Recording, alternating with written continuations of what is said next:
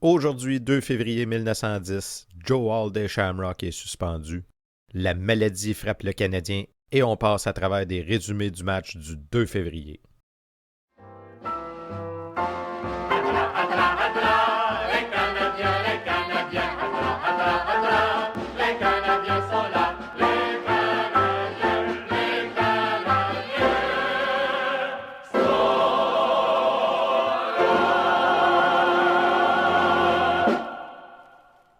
Bonjour à toutes et à tous, bienvenue à la revue de presse du match du 2 février 1910, une présentation de Raconte-moi mes ancêtres. 2 février 1910 où le Canadien rend visite au Shamrock à l'Arena de Montréal. L'Arena de Montréal aussi connue sous le nom de l'Arena Westmount, située aussi sur Sainte-Catherine mais au coin Wood, plus dans l'ouest de Montréal. On se souvient que le 26 janvier 1910, le Canadien affrontait les Ottawa dans un match retour au Jubilé de Montréal. Après 2 buts des Ottawa, le Canadien va répliquer avec 3 buts pour prendre les devants 3-2. Ce sera la seule fois que le Canadien aura les devants de la partie, s'inclinant 8-4. Le Canadien affiche maintenant une fiche d'aucune victoire et 3 défaites. Entre-temps, qu'est-ce qui s'est passé dans le monde du hockey? Dans le soleil du 28 janvier, on apprend que l'arbitre Tom Hodge a imploré la clémence de la Ligue nationale pour l'agneau si doux qu'est Joe Hall. On demande même qu'il soit expulsé pour la vie. Mais qu'est-ce qu'il a bien pu faire pour qu'on demande cette sentence-là? Ben, c'est que lors du match du Renfrew contre les Shamrocks le 24 janvier, vers la fin du match, Hall s'est battu avec Frank Patrick. Puis après ça, il a frappé un arbitre. Ça, c'est sans compter qu'en fin de première période, il avait aussi frappé le gardien du Renfrew.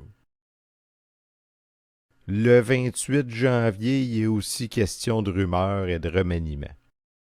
C'est ainsi que Katerinish serait nommé instructeur gérant et qui serait remplacé dans les buts par soit le docteur Ménard, Teddy Grou ou Gauthier des Grands-Mères. Le téléphone marche depuis hier soir. Cette rumeur sera confirmée par le Québec Chronicle le lendemain. On ne sait toujours pas qui sera le gardien, mais on sait que Kata deviendra le premier entraîneur derrière le banc du Canadien.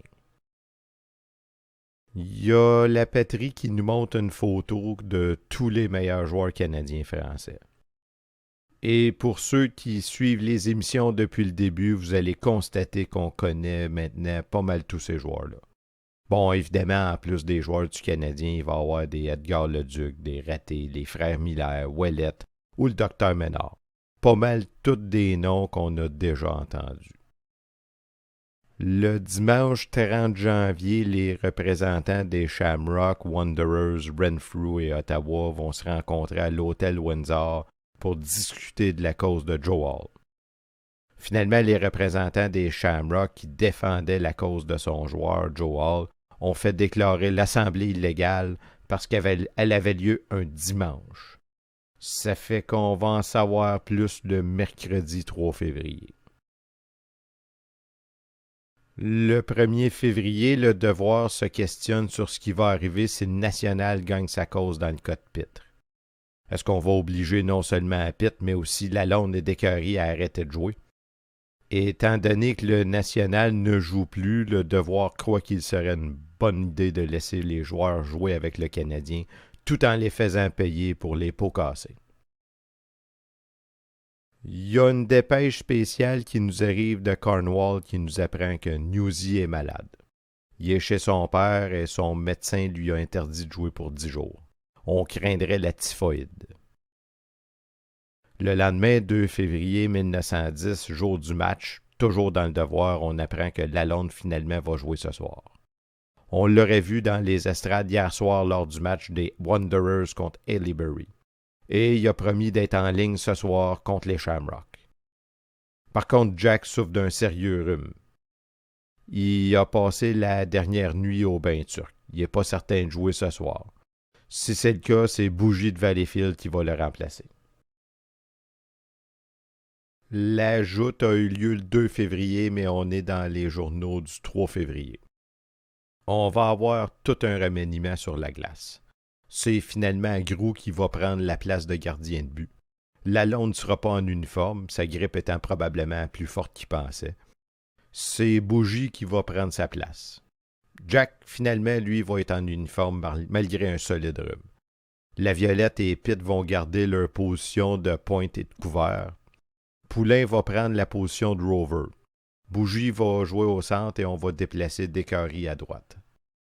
On remarque que Joe Hall, qui était suspendu jusqu'à nouvel ordre, c'est en uniforme. Puis ça, c'est parce que le mercredi, dans la journée, il fut condamné à payer une amende de 100 $. Pour ce qui est des arbitres, c'est M. Bowie et M. Melville qu'on a déjà vu qui sera son assistant. Remarquez que M. Ambrose O'Brien, propriétaire du Canadien, est chronométreur. Encore une fois, j'ai malheureusement pas une aussi bonne description du match, alors je vous lis quelques résumés de matchs que j'ai trouvés en vous défilant le sommaire du match. C'est aussi le premier match de Kata comme entraîneur, alors comment ça s'est passé? Eh bien, pas trop bien. Joute très peu intéressante. Le manque de direction, l'absence de Lalonde, la maladie de Bernier et de la Violette, le défaut de précision dans les tirés et le défaut de forme chez certains joueurs, telles ont été les causes multiples de la défaite que le Canadien a essuyée hier soir à l'Arena contre les Shamrocks.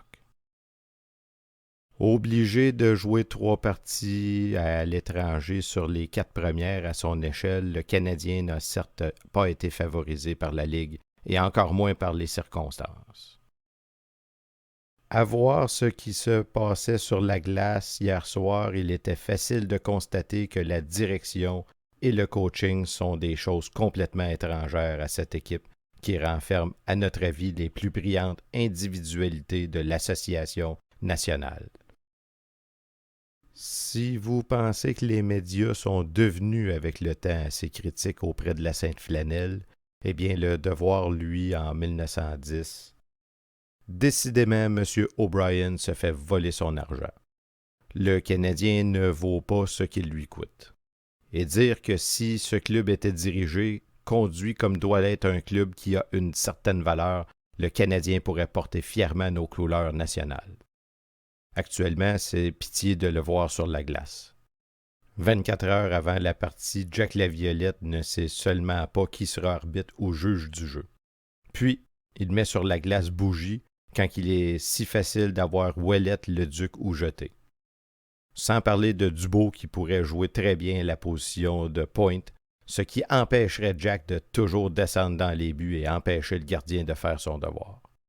Jack serait très bien centre ou rover. La partie d'hier soir fut déconcertant au possible. Manque d'ensemble, mauvaise passe, joueurs malades ou absents, rien n'y a manqué.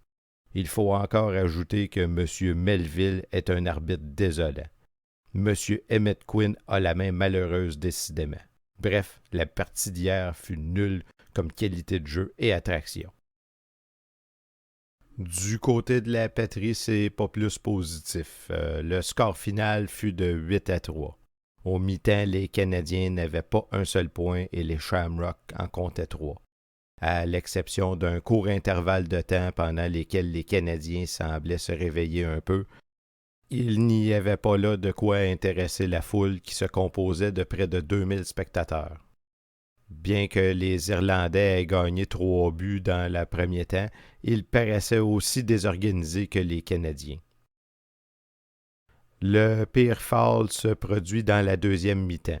Poulain fut béni pendant 19 minutes, c'est-à-dire jusqu'à la fin de la joute, pour conduite déloyale envers Holden. On a visiblement des problèmes chez le Canadien à jouer en équipe.